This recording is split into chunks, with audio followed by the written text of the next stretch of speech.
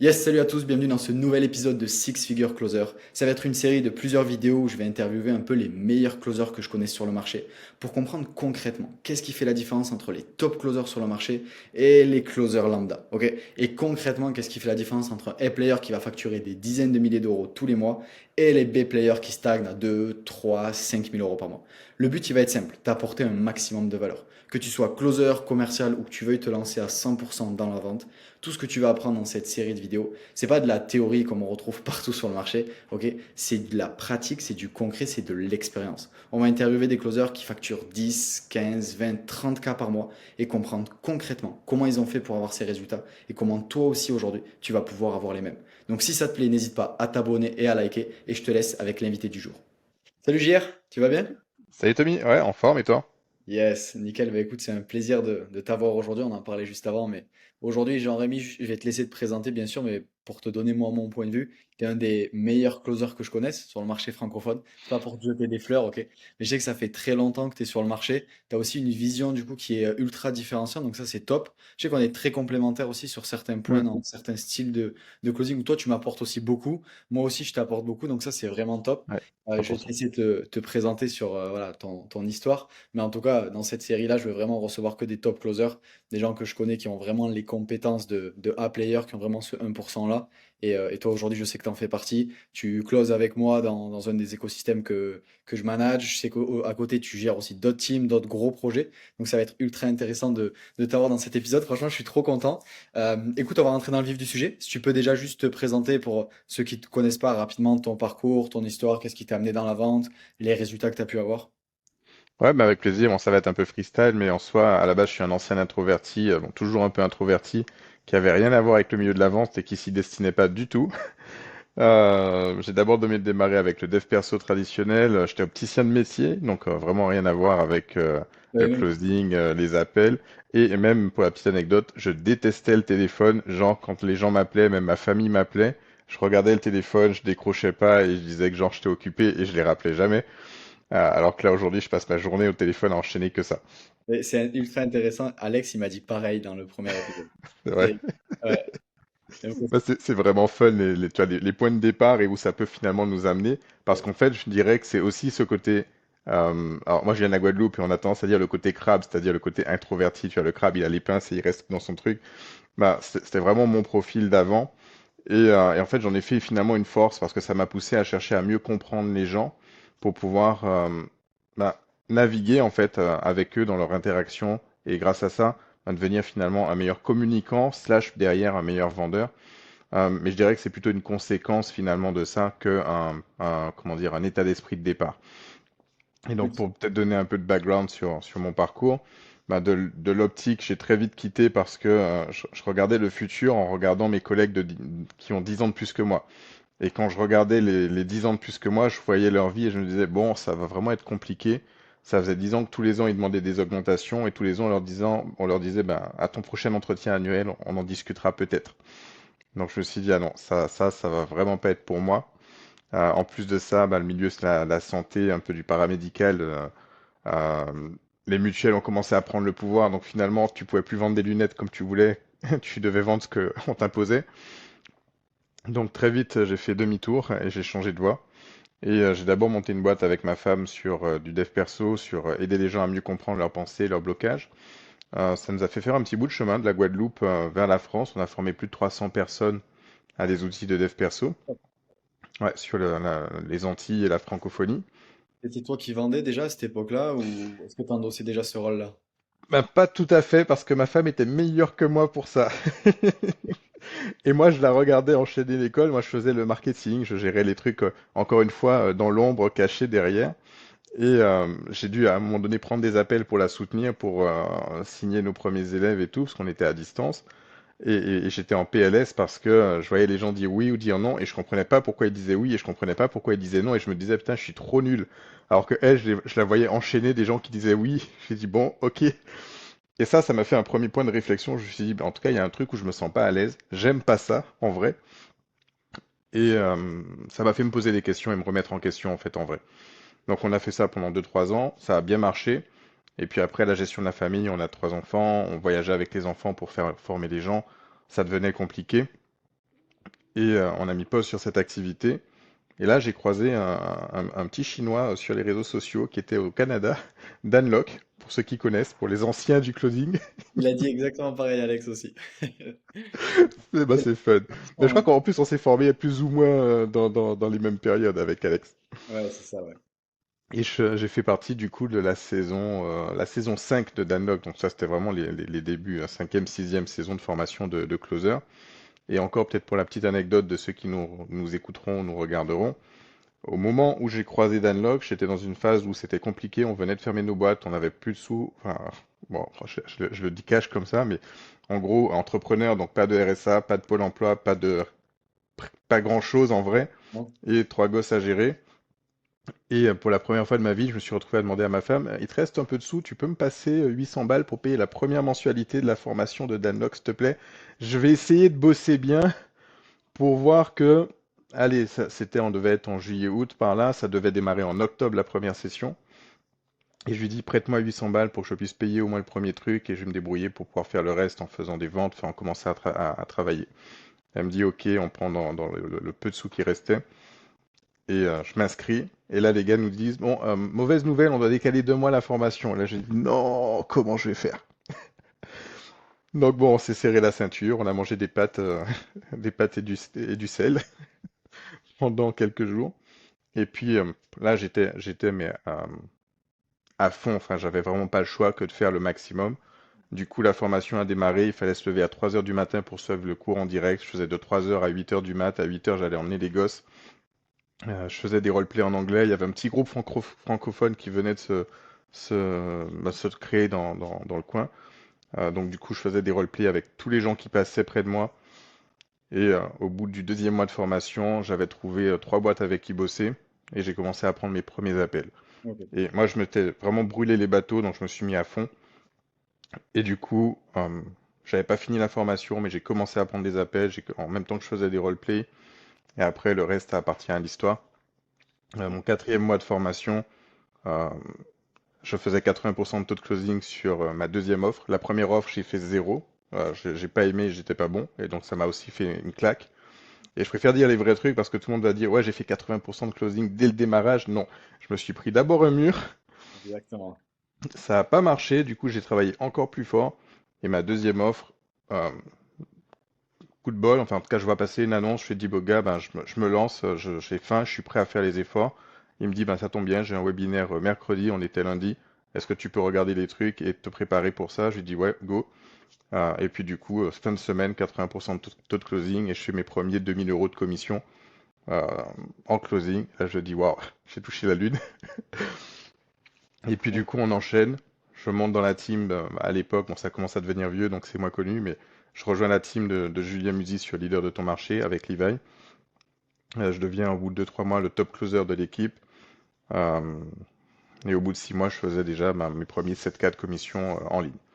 Et ça, Juste pour redonner du contexte, enfin, ça, alors c'est pas pour te traiter de vieux, hein, loin de là, mais pour te dire, 7K à l'époque, dans ce marché-là où le mot closing, ça existait même pas, c'est comme aujourd'hui faire 17, 20K mm, dans un écosystème qui vend des produits à plusieurs milliers d'euros. Donc c'est pour dire le gap quand même, c'est important de le souligner.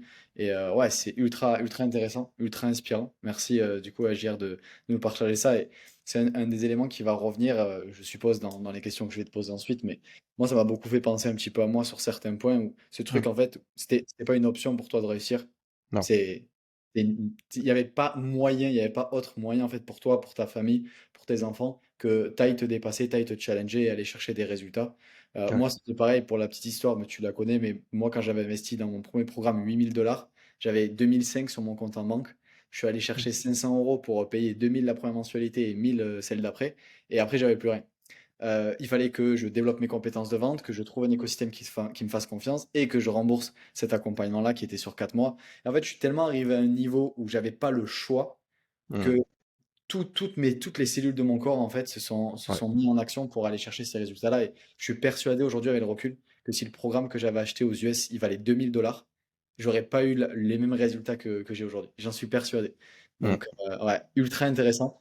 Merci de nous partager ça. Première question, du coup, que j'aimerais te poser, qui va être liée à ça, mais qu'est-ce qui a fait la différence, selon toi, entre le JR, tu vois, qui se lance dans la vente, ok, qui investit sur lui-même et qui, quelques mois après, fait ses premières factures à 7 000 € par mois. Donc, je rappelle, hein, mais c'est aujourd'hui comme si tu faisais 15, 20, 25 dans certains Mm. écosystèmes avec des gros challenges, etc. Là où d'autres sont peut-être restés bloqués à 1 500, 2 000, 3 000, 4 000 € par mois et n'ont pas réussi à péter un peu ce plafond de verre. De ton point de vue, qu'est-ce qui a fait la différence selon toi? C'est une bonne question et c'est vrai que c'est une question que je pense beaucoup de personnes peuvent se poser pour ceux qui se sont déjà lancés. Je pense qu'une partie de la réponse se trouve dans ce que tu viens de dire, c'est-à-dire ne pas s'être laissé le choix que de faire le maximum pour réussir. Mais je dirais que la deuxième partie, parce que certains peuvent avoir ce drive-là, c'est-à-dire ce côté fort de je veux y arriver. Mais la deuxième partie, c'était aussi le niveau d'intensité pour réussir à atteindre l'objectif. Parce que comme je l'ai dit, j'ai pas réussi tout de suite, hein. La première opportunité que j'ai faite, c'était d'ailleurs dans de l'immobilier. Et à l'époque, là, ça a changé maintenant, mais à l'époque, l'immobilier, c'était un domaine qui était un peu obscur pour moi. J'avais jamais investi, j'avais pas de biens, j'avais pas de maison, enfin, j'avais pas de pierres. Et du coup, je comprenais sans comprendre. Donc, je me suis rendu compte que être sur une offre qu'on comprend et qu'on aime, ça aide à faire de meilleurs résultats. Et le deuxième truc, c'est de travailler vraiment fort. C'est-à-dire que au démarrage, pourquoi je me suis mis sur 3 offres? Et beaucoup diront, ouais, ça s'est s'éparpillé. J'entends déjà ces discours-là, mais aujourd'hui, je trace parce que je sais ce que ça m'a apporté. En fait, ça m'a permis de prendre là où les autres prenaient genre 5 appels par jour ou 20 appels par semaine. Ben, tout de suite, je me suis mis en démarche de prendre 30, 40, 50 appels par semaine et d'enchaîner sans m'arrêter. Je décrochais, je raccrochais, je décrochais, je raccrochais. Et en fait, au bout d'un moment, soit tu craques le code, soit tu craques ta tête.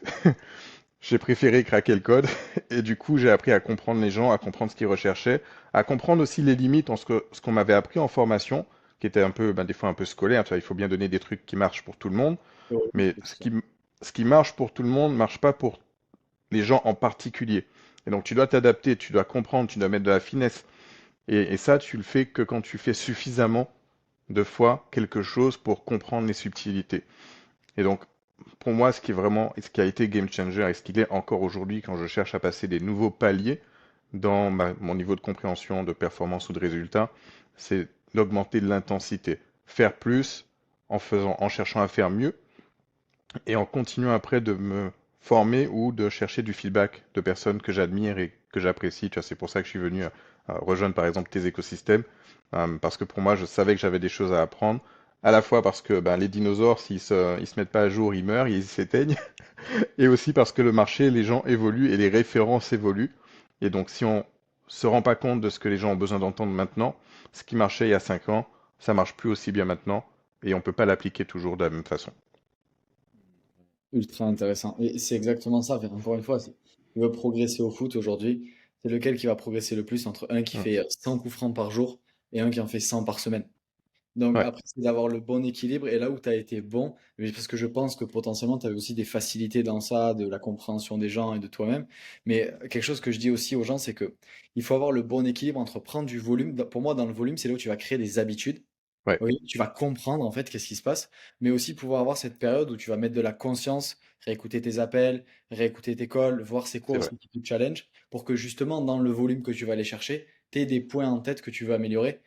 Sinon, en fait, ton expérience, elle va augmenter, parce que tu vas prendre 10 appels par jour, mais ton expertise, pour le coup, elle va Elle stagner. plafonne. Ouais. Et je pense que c'est là où tu as été très bon dans cette capacité de pouvoir prendre du volume plus que les autres, mais dans le volume, pas juste prendre du volume pour aller faire du cash, et prendre du volume pour mieux comprendre les gens, pour mieux aller faire du cash. Ouais, et ça, Mm. c'est une différence aussi, c'est qu'il y a beaucoup de gens aujourd'hui sur le marché qui veulent prendre des appels pour faire des grosses factures, là où les A-players, ils prennent des appels pour s'améliorer. Parce qu'ils savent que s'ils Mm. deviennent meilleurs, du coup, ils vont aller chercher plus de résultats. Là, tu viens de donner ce que j'appellerais moi le type de secret que ce genre de conversation peut des fois contenir, parce qu'en fait, en disant ça, se cache quelque chose de profond. J'ai fait plein de fois l'expérience de me dire, et je l'ai fait la première fois où j'ai fait mon premier 2 000 € de commission, où j'étais tout fier de moi à l'époque, et pour certains, c'est des factures ridicules, mais pour beaucoup, c'est aussi déjà bah, un niveau de vie correct. Quand j'ai fait ce premier 2 000 €, j'avais pris genre peut-être 20-30 appels sur la semaine, et j'avais fait 80% de taux de closing. Euh, et du coup, c'était une petite offre. Mais c'était dans mes débuts. Mais je me suis dit, raccourci, ah ben, j'ai fait 30 appels. J'ai plus qu'à faire 80 appels. Je vais faire 20 000 € de commission. Enfin bon, je dit, allez, vas-y, on enchaîne. J'ai testé. Bah, j'ai fait le même enfin, le même nombre de ventes en prenant 3 fois plus d'appels. Et là, j'étais dégoûté et j'étais surtout rincé et épuisé. Et du coup, ça m'a conduit à réfléchir comme tu viens de l'expliquer. Ok, c'est pas tant de faire plus qui va être intéressant, c'est de faire mieux. Et si je fais plus, il faut que ça me serve à apprendre quelque chose. Et donc, au final, oui, plus, mais plus en cherchant à conserver une qualité de feedback, c'est-à-dire, comme tu as dit, réécouter ses appels, gagner comme perdu. Gagner pour modéliser ce qui marche bien, perdu pour comprendre est-ce que c'est moi qui ai été moins bon, est-ce que c'est le profil qui correspondait pas à ce qu'on avait à proposer, et pouvoir mesurer, évaluer et ajuster soit ma posture, soit mon discours, soit peut-être ma qualification, ma capacité à cerner si c'était le bon type de profil. Et en fait, de fil en aiguille, en répétant ce processus-là sur les années, parce que là aujourd'hui, ça fait plusieurs milliers et probablement, bon, je dois m'approcher des dizaines de milliers d'appels pris à force d'avoir cumulé 2, 3, 4 offres, des fois en même temps sur certaines périodes. Mais fondamentalement, ça fait une vraie différence. Ouais, et c'est ultra, ultra intéressant et je pense qu'un des gros points forts que tu as eu aussi et que je pense que c'est une des qualités des gens qui performent le mieux, c'est d'arriver à se connaître soi-même. Ouais. Parce que, comme tu as dit tout à l'heure, déjà, la vente, c'est pas une science, ou alors c'est une science humaine à la limite. Et il y Oui. a, y a rien qui est. Je veux dire, je peux te donner un frame, ça va pas marcher. Pas pourtant que ça va marcher dans ton prochain rappel. Parce que c'est toi aujourd'hui, comment tu vas le dire par rapport à ton offre, par rapport à ton prospect, ton intonation. Enfin, il y a tellement de choses qui rentrent en jeu, ta confiance, ton leadership, que Mm. là où tu as été bon, je pense, c'est te connaître toi-même et comprendre qu'est-ce que tu as besoin d'aller chercher aujourd'hui dans cette expérience-là pour aller faire plus de résultats. Donc, ouais, Mm. ultra intéressant. Merci de nous partager ça. Là, tu nous as un peu donné pour toi, ce qui a fait la différence dans ta carrière aujourd'hui. Mm. Maintenant, je sais que tu es manager aussi, tu gères pas mal d'équipes, tu gères aussi des gros challenges parce que voilà, dans le marché, il est petit, hein, le marché des bons closers, donc les gens se connaissent. Donc, je sais que tu as aussi pas mal de responsabilités, tu formes beaucoup de gens et tu es un Oui. excellent coach là-dessus.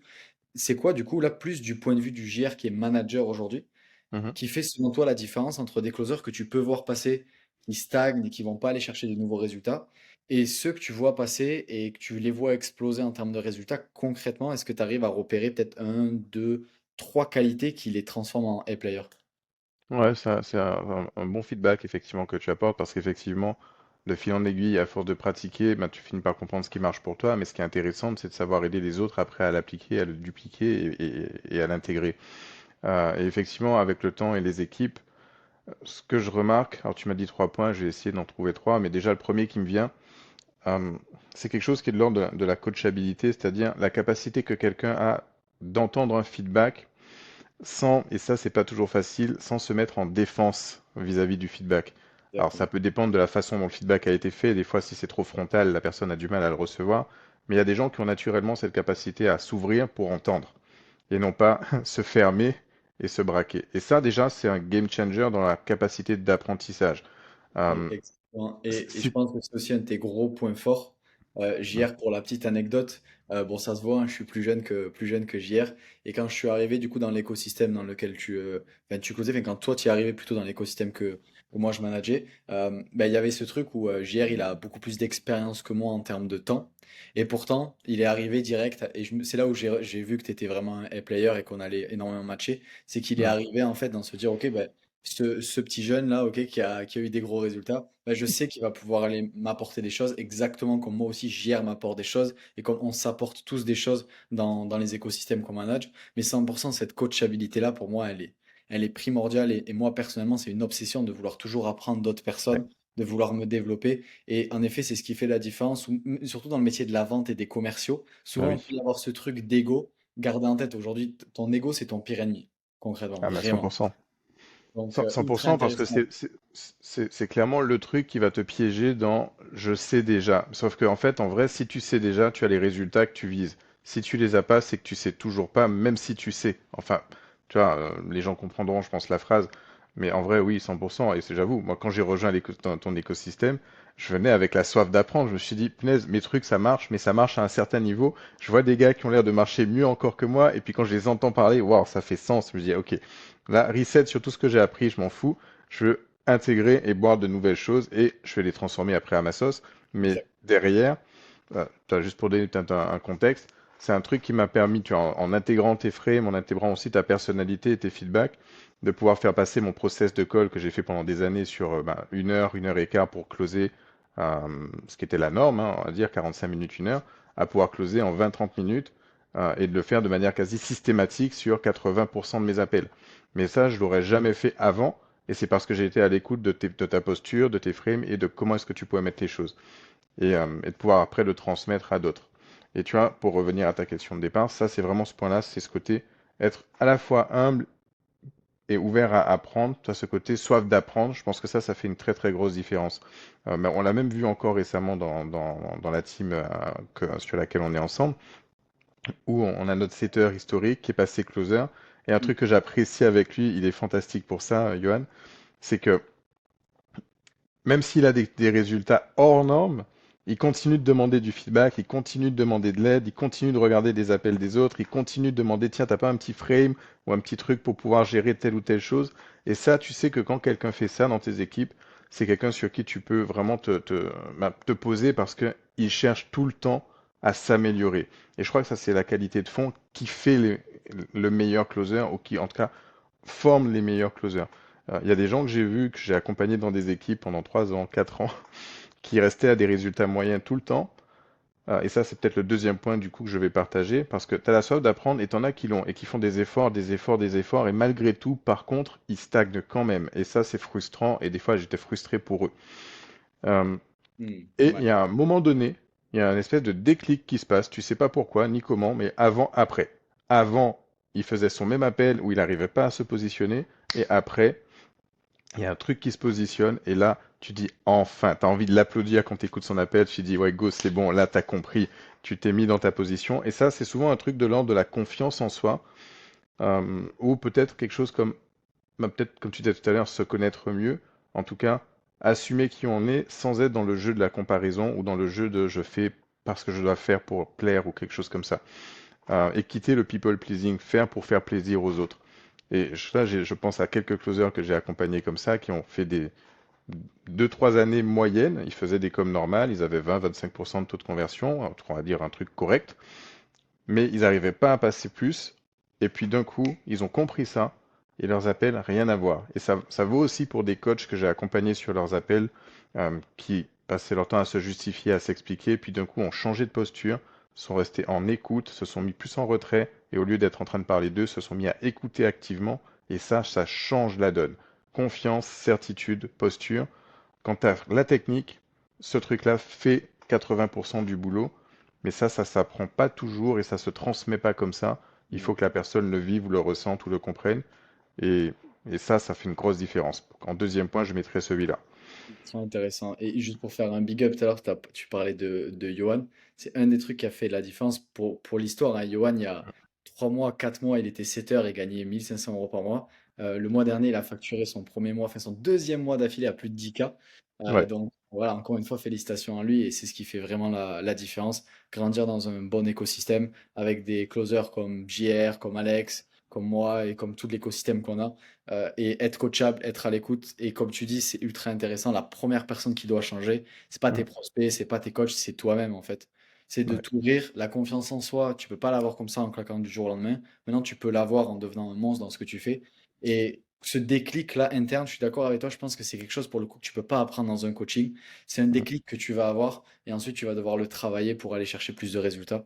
Donc, ouais, ok, ultra intéressant. 2 points, t'en as un troisième en tête ou pas? Ouais, un troisième qui d'ailleurs va bien en synergie avec ce que tu viens de partager. Tu vois, si je prends la super belle progression de Johan, il a les points qu'on vient d'évoquer. Soif d'apprendre, capacité à bosser à fond, Ouais. puisque Johan en 7 heures, il bossait à fond.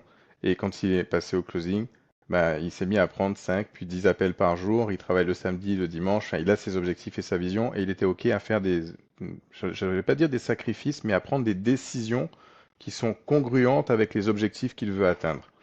Et des fois, on nous a vendu le closing en mode tu vas faire 10 000 € par mois, les pieds en croix au bord de la plage, en prenant 2 appels par jour à Bali. Bon, oui, why not?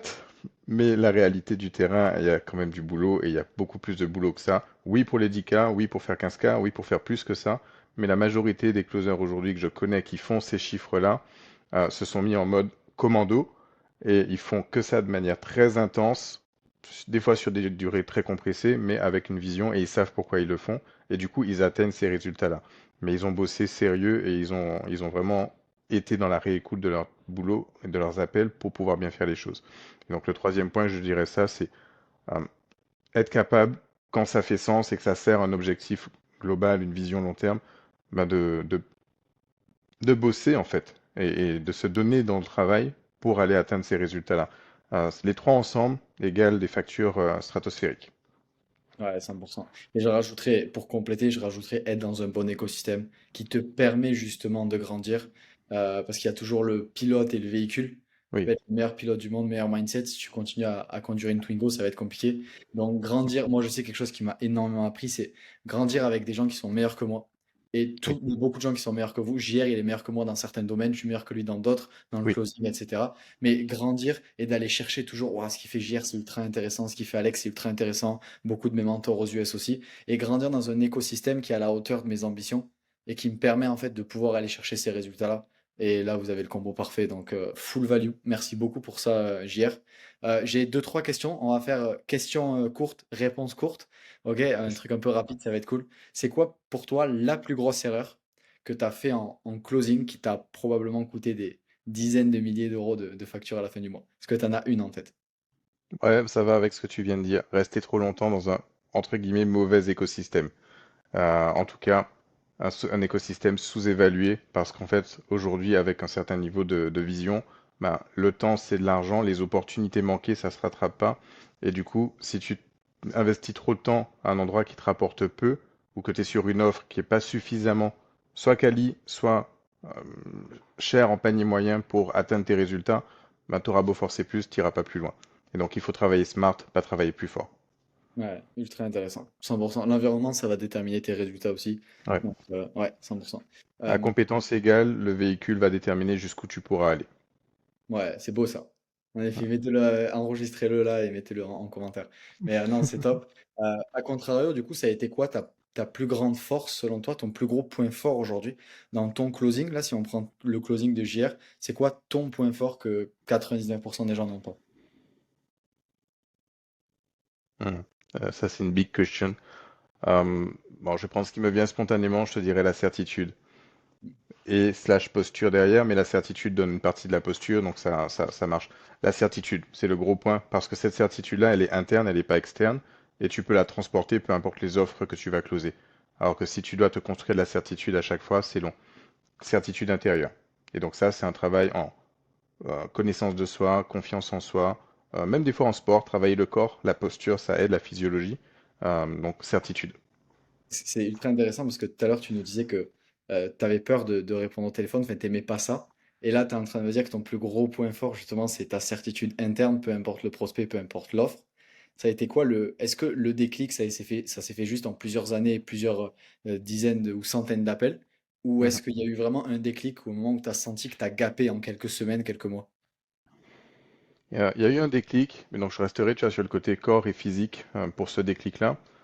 Pendant longtemps, je faisais genre, quand j'étais ado, je faisais 55 kilos pour 1m78. Donc j'étais une baguette et j'étais mec comme un clou. Euh, Jeune adulte, j'ai fait 65 kilos, mais j'étais toujours maigre et j'avais peur de tout. En vrai, tu vois, j'avais une forme de peur de l'autre qui se ressentait parce que physiquement aussi, je me sentais pas fort et j'avais ce manque de confiance en moi, confiance interne.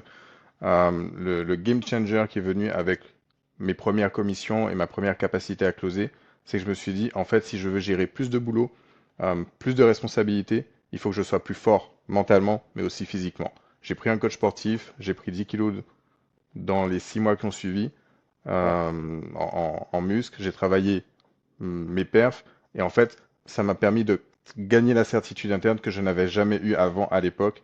Et ça, c'est ce que en tout cas, peut-être un corollaire, mais je le recommande à tout le monde.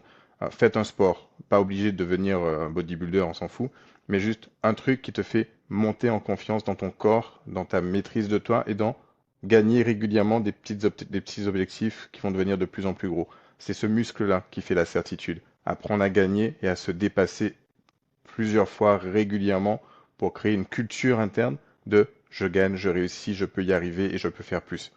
Et ça, ça a vraiment tout changé pour moi. Ouais, c'est pareil pour moi. Et le closing, pour moi, je le vois de plus en plus comme. Souvent, on parle de l'art de vendre, mais pour moi, c'est pas un art, en fait, c'est un sport de haut niveau, la Ah vente. oui. Et ouais, c'est ultra lié à ça, donc très, très, très, très intéressant. Tu parlais tout à l'heure, justement, d'écosystème, de se former avec les bonnes personnes. Mm. Je vais te mettre un peu dans la sauce, bien évidemment, forcément. C'est quoi pour toi aujourd'hui, le plus gros bullshit que tu entends sur le marché closing? Ok, il y a énormément de formateurs aujourd'hui qui vendent des formations de merde, j'ai pas peur de le dire, ou eux-mêmes n'ont jamais été des high players et qui matrixent un peu les gens sur le closing, la vente de manière générale. Tu en as parlé tout à l'heure, c'est pas facile, tu vas pas gagner 10K par mois. C'est quoi un peu le plus gros bullshit que tu as entendu? Et juste, je donne du contexte à cette question parce que c'est important. Mm. Parce que hier, un truc que j'ai beaucoup appris avec toi aussi, c'est que toi-même, en fait, tu t'es auto-analysé toi-même et en fait, tu as un peu dit, OK, j'ai fait 8 ans d'expérience de closing, j'ai fait peut-être des dizaines de milliers d'appels, voilà ce que j'en retire, voilà ce qui pour moi en tout cas est la meilleure façon de closer. Et il y a beaucoup de choses, notamment je sais que c'est sur les temps des appels aussi, que tu avais posté des trucs ultra intéressants là-dessus.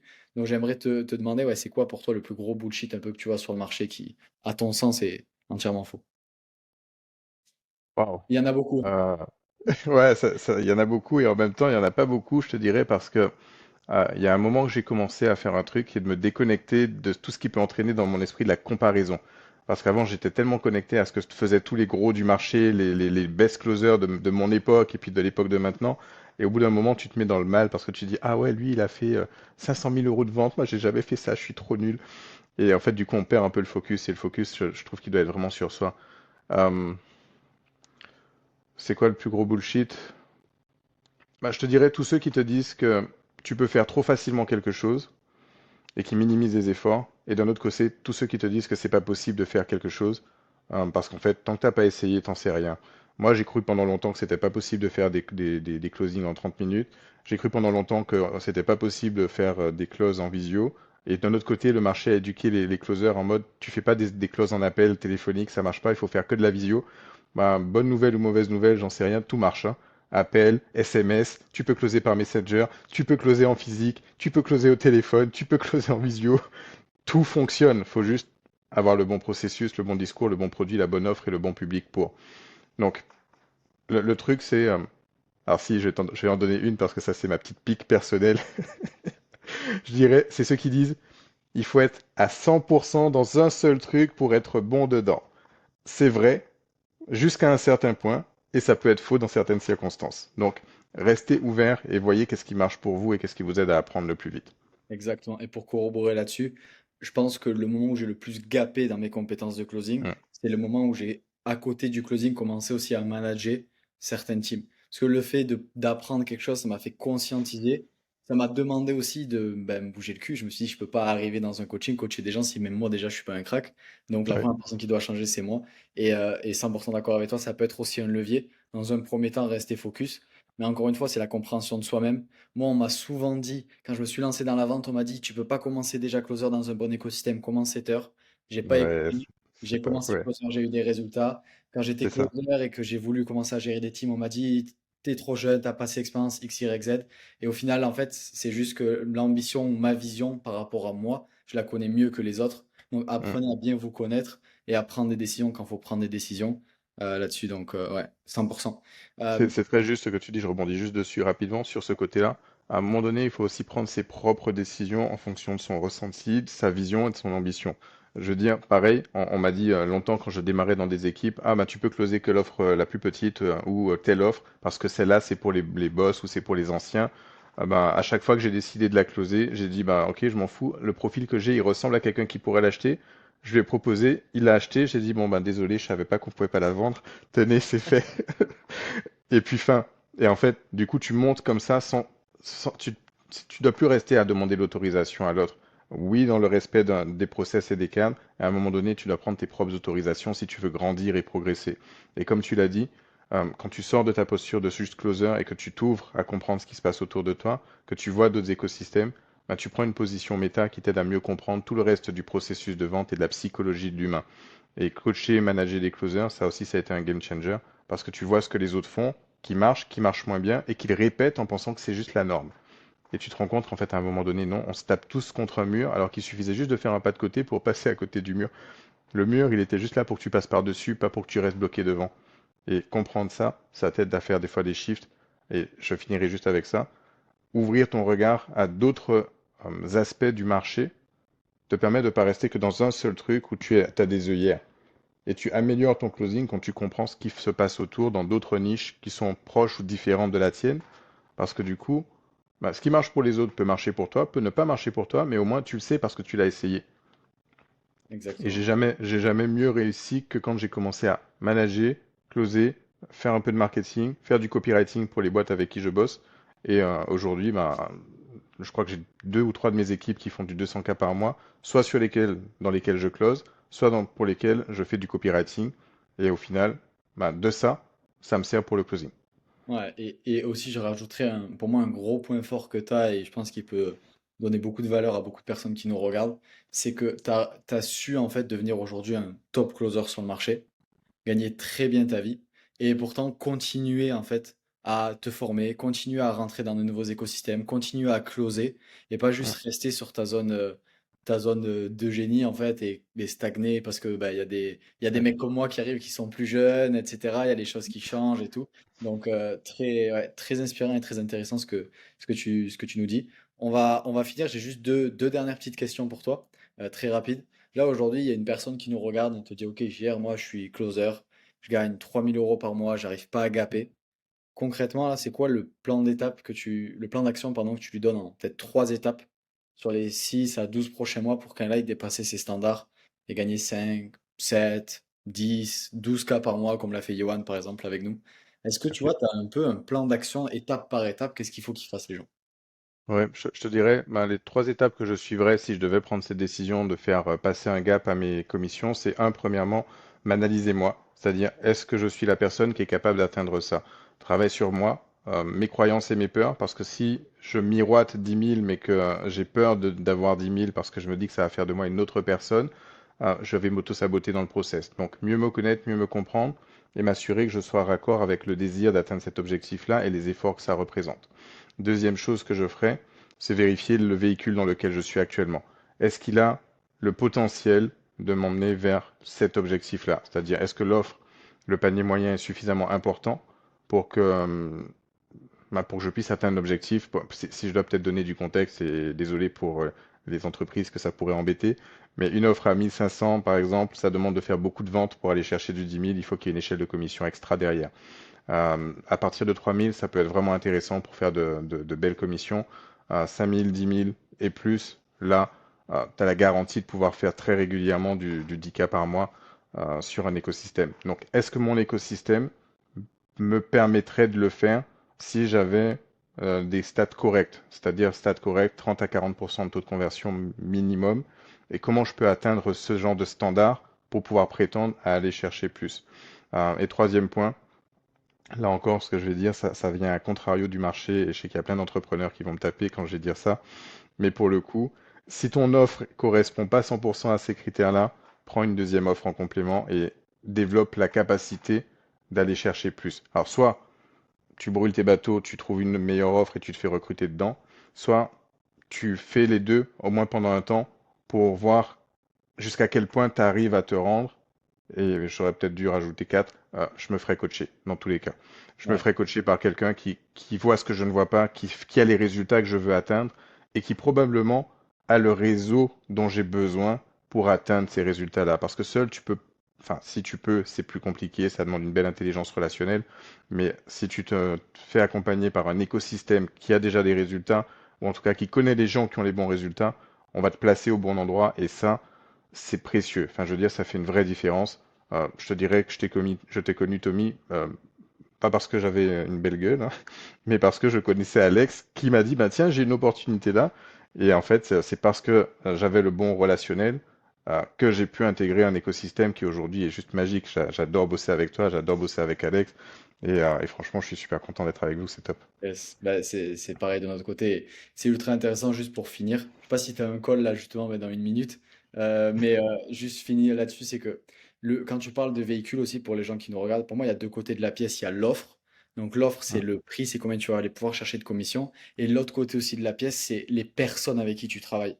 Et aujourd'hui, si Oui, je devais repartir à zéro, je préférerais closer pour une offre qui est à 1500 euros, mais avec des putains de managers qui ont les compétences que moi je veux ouais, avoir, que ouais, closer une offre à 10K où j'ai pas de volume, j'ai de l'instabilité, j'ai pas de team play et j'ai des managers qui sont pas meilleurs que moi.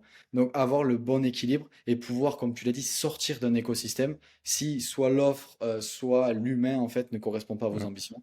Donc 100%. Je te laisse partir en appel. Une dernière phrase, une dernière leçon pour ceux qui nous regardent que tu as envie de peut-être de partager et puis après on s'arrête là-dessus. Bah, ouais, juste ce que tu viens de dire que je trouve très beau. Tu as dit si effectivement l'humain ne correspond pas à tes ambitions, ça fait sens. C'est-à-dire que trouver les bonnes personnes et le bon environnement avec qui tu te sens écouté, entendu, compris, soutenu, ça fait beaucoup dans le closing. Puisque ben, le closing, c'est quand même un monde de vente. Et dans la vente, tu as de tout. Tu as des bonnes personnes, bisounours. Tu as des bonnes personnes pragmatiques, chiffres. Et puis tu as des personnes un peu moins qui s'embêtent pas, on va dire, avec certains détails. Et puis, il faut trouver ton équilibre entre ce qui va avec tes valeurs et avec ce que tu as envie de vivre. Et ne jamais rester à un endroit où tu ne te sens pas en phase et pas respecté. Honnêtement, des opportunités, il y en a des tonnes. Donc, se respecter, c'est déjà acquérir la certitude et le niveau de certitude qui va te permettre de savoir challenger les prospects pour pas accepter tout et n'importe quoi et sortir de je dois faire plaisir absolument, même si ça me convient pas.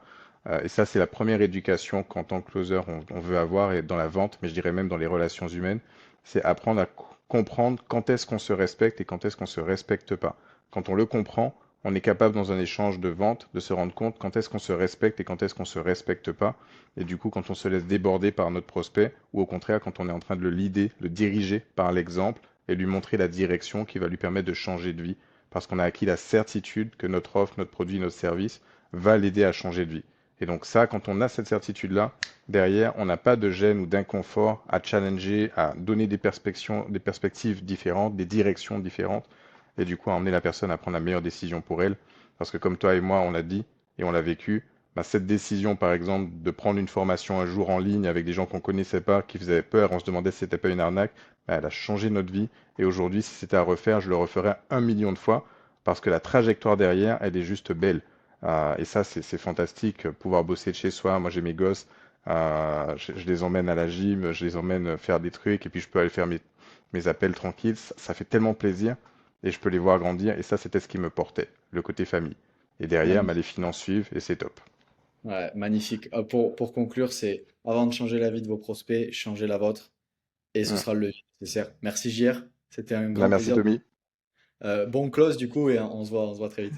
et on se voit très vite. Je te ferai un petit win tout à l'heure. Yeah. Ciao. À plus.